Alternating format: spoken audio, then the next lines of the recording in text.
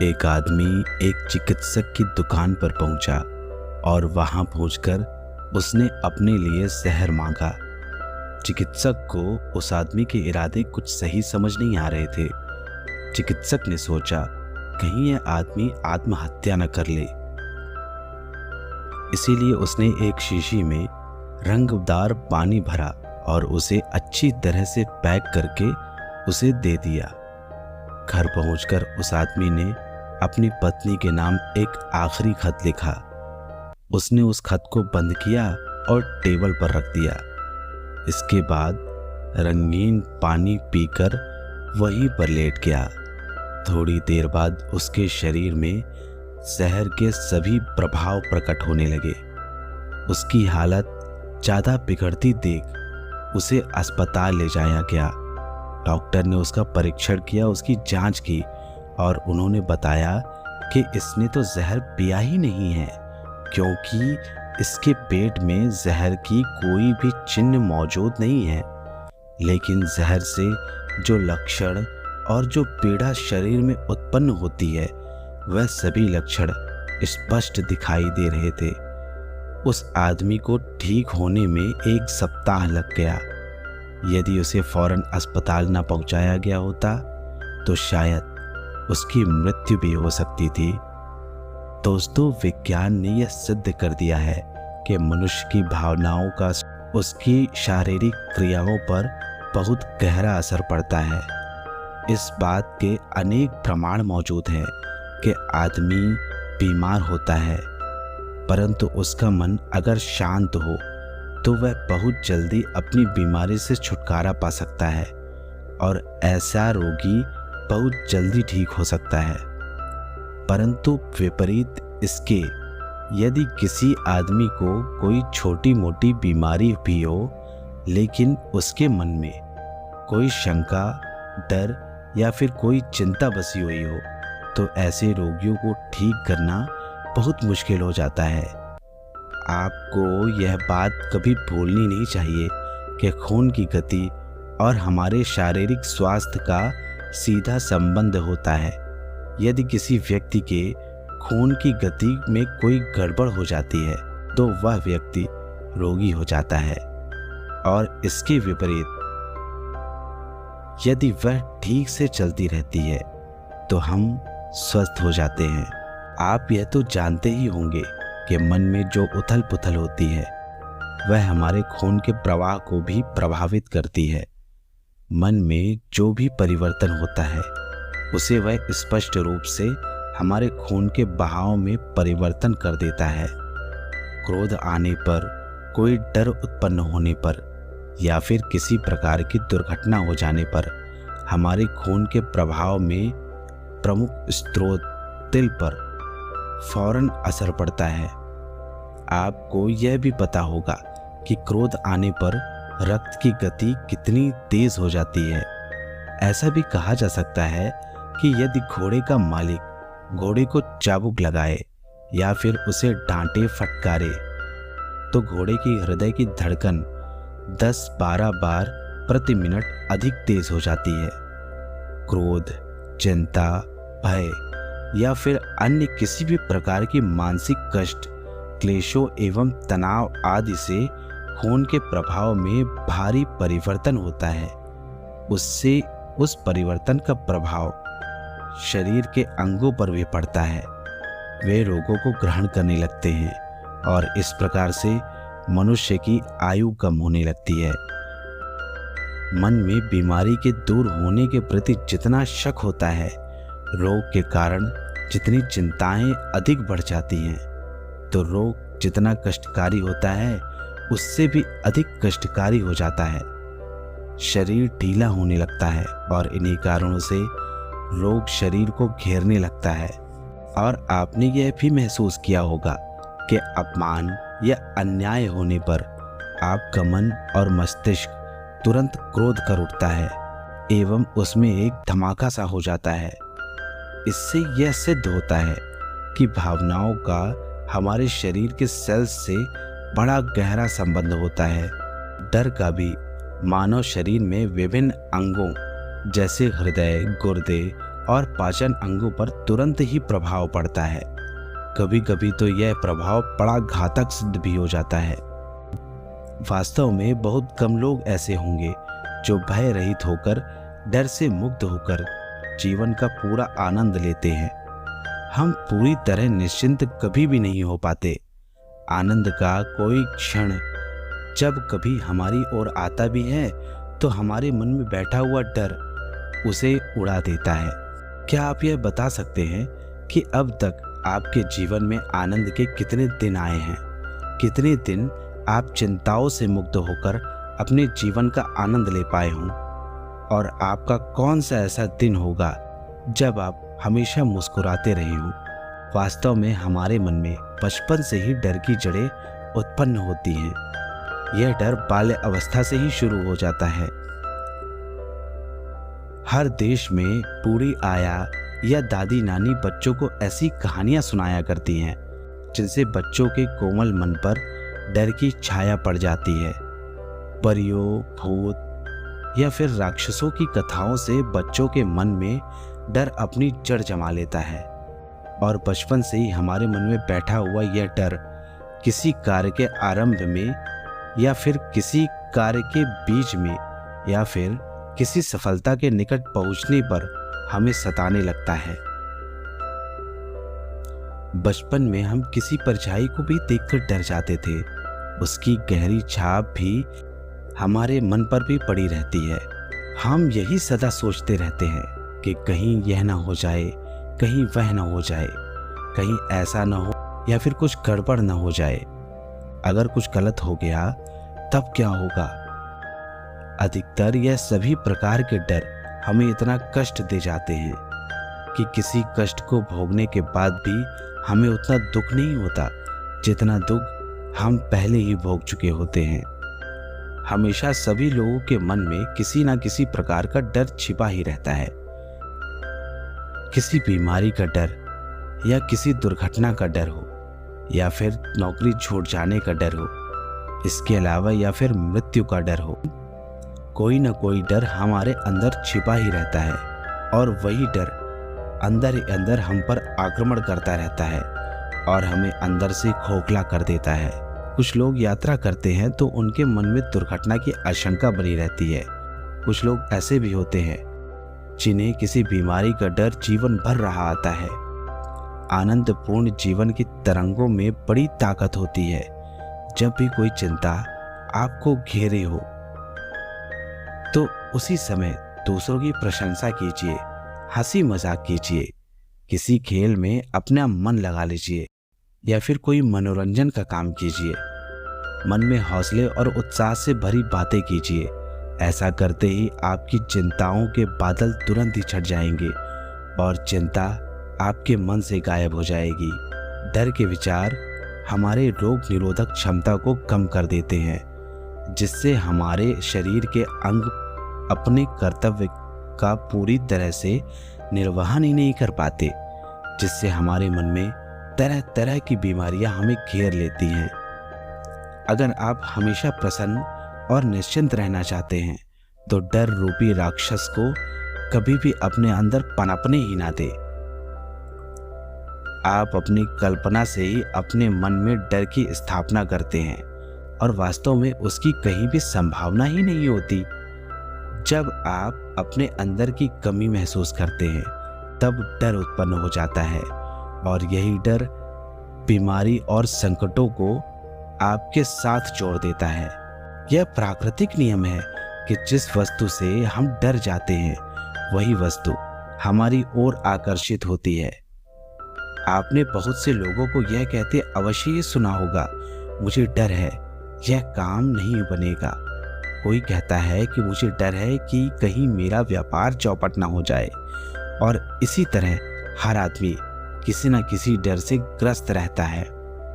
दोस्तों, हमेशा याद रखना, जितनी बार भी हम अपने मुंह से अपने डर को स्वीकार करते हैं, हमारा मन उतना ही नकारात्मक होता चला जाता है, उसकी ऊर्जा उतनी ही कम होती जाती है। और इसीलिए जिस चीज से हम डरते हैं, जिस वस्तु से हम डरते हैं, हमारे जीवन में वही घटित होती है।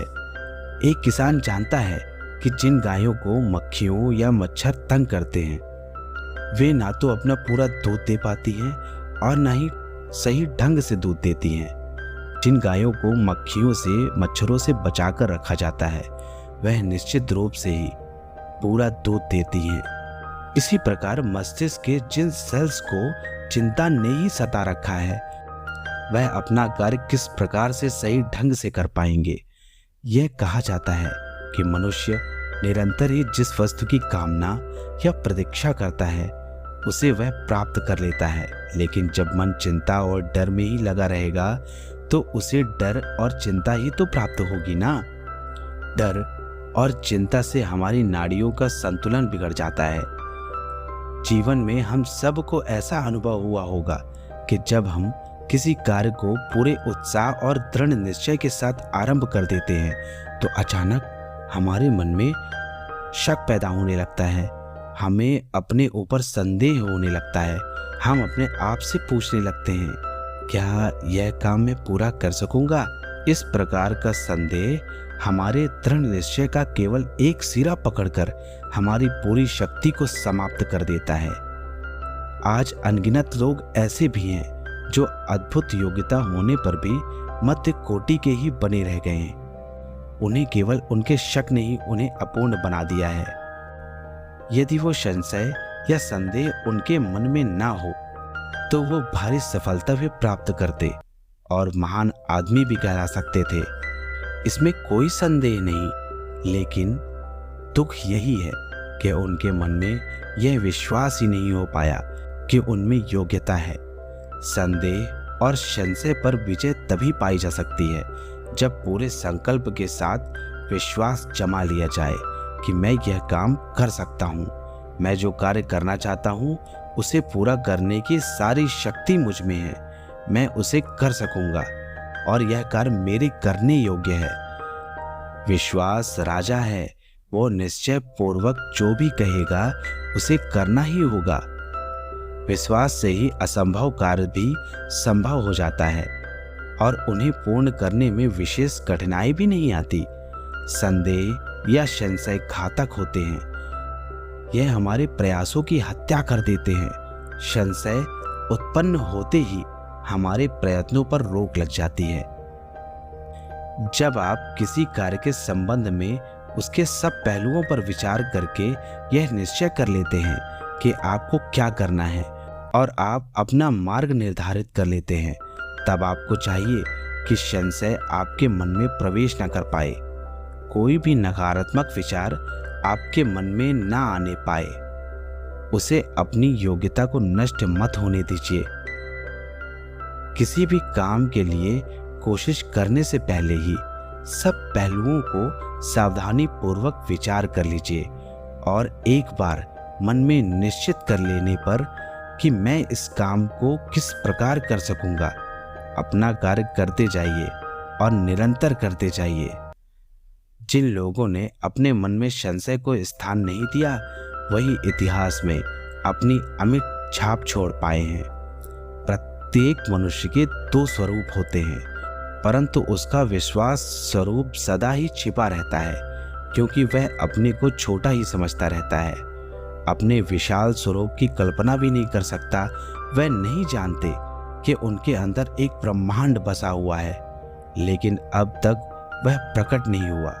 डर के कारण वह अब तक अंदर ही दबा हुआ है। आपको एक छोटी सी कहानी सुनाता हूँ। एक नौजवान युवक ने एक बहुत बड़े विश्वविद्यालय से स्नातक की उपाधि प्राप्त की। उसके बाद वह नौकरी की खोज में निकल गया। कई महीनों तक उसे नौकरी नहीं मिली और वह निराश हो गया। उसमें स्वाभिमान कूट-कूट कर भरा हुआ था। पैसे खत्म हो जाने के कारण उसे 2 दिन से खाना भी नहीं मिल पाया था और किराया ना दे पाने के कारण उसके रहने का कमरा भी छूट गया था। वह कई रातें बगीचों में सोकर बिताता रहा, बेंच पर सोता रहा, लाचारी से करवट बदलता रहा। उसे यह अनुभव होने लगा कि उसके लिए धरती और आसमान सब अस्त व्यस्त हो गए हैं। उसे अपना जीवन व्यर्थ प्रतीत होने लगा। वह नौकरी के लिए जहां भी जाता नौकरी नहीं मिलती। आखिरकार निराश होकर उसने नौकरी को खोजना ही बंद कर दिया। उसे ऐसा प्रतीत होने लगा कि उसके भविष्य में प्रकाश की एक भी रेखा नहीं है। उसे इस डर ने जकड़ लिया कि वह निकम्मा और बेकार लोगों की श्रेणी में आने लगा है। उसके कपड़े फटने लगे थे। अब उसकी वह दशा हो रही थी कि इस वेश में वह किसी के सामने नहीं जा सकता था, और कहीं भी वो जाने की कोशिश करता तो उसे धिक्कार कर बाहर निकाल दिया जाता था। बहुत कोशिश करने पर उसे एक बेकार से होटल में बर्तन मांजने का काम मिल गया। इससे उसकी दाल रोटी का जुगाड़ तो हो गया, लेकिन सोने के लिए उसे अभी भी बाग में ही सोना पड़ता था। एक रात वो इसी दुर्दशा में बेंच पर लेटा हुआ था कि अचानक उसे एक नई दृष्टि प्राप्त हुई। उसे आकाश में मोटे मोटे आग जैसे लाल अक्षरों में दिखाई दिया, अपने पर विश्वास करो। उस रात को वह सो नहीं पाया। बेचैनी से सवेरा होने की प्रतीक्षा करने लगा। उसने अपने मन में वही बात दोहराई कि अपने पर विश्वास करो। वह सुबह उठा और नदी पर गया। वहां जाकर उसने अपना हाथ मुंह धोया और खूब अच्छी तरह से दाढ़ी साफ की। अब वो किसी ऑफिस में इंटरव्यू देने के लिए जाता तो लोग उसकी इज्जत करने लगे थे। उसके कपड़े ज्यादा अच्छे नहीं थे, परंतु उसके चेहरे पर आत्मविश्वास की झलक दिखाई दे रही थी। आशा की एक किरण दिखाई दे रही थी। अब वह चोर नहीं समझा जाता था। वह जो कुछ बोलता उसमें आत्मविश्वास साफ साफ दिखाई पड़ता था। और एक दिन उसे बहुत अच्छी नौकरी भी मिल गई। दोस्तों, डर हमारे मन को कमजोर कर देता है और हमारे